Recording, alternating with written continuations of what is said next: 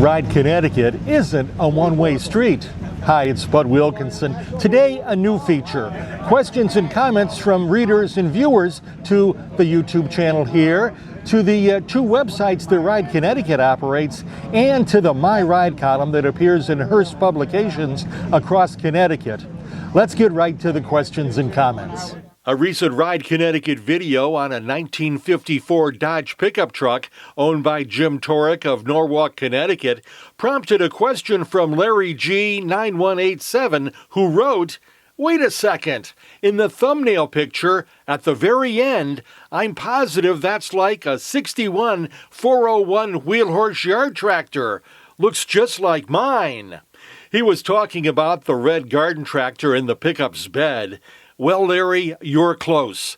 It's actually a 1958 wheel-horse RJ58 garden tractor, which was reportedly the most popular model wheel-horse ever produced.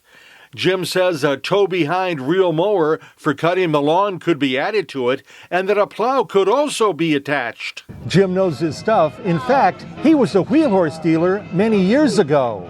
Reacting to a recent post here on the Ride Connecticut channel touting a then upcoming My Ride story for Hearst publications, I showed some photos of the 1964 Mercury Comet Caliente convertible owned by Jack Brooks of Meriden, Connecticut. David Pansarev 9658 asked, "Is that an original rotunda tack on the dash? For sale, perhaps?" I didn't have an answer, so I called Jack. And he didn't know either.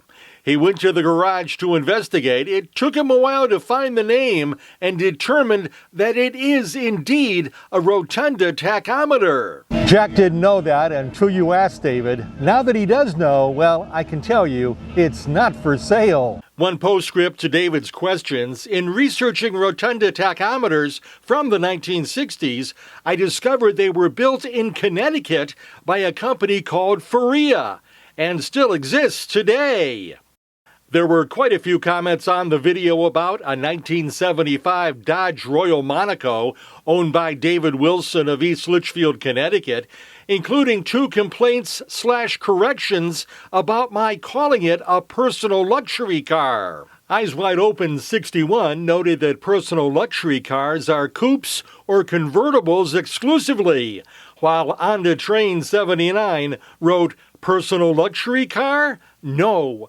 The Chrysler Cordoba and the very similar Dodge Charger were Chrysler's personal luxury entries for 1975. The Royal Monaco was a straight-up, traditional, large car."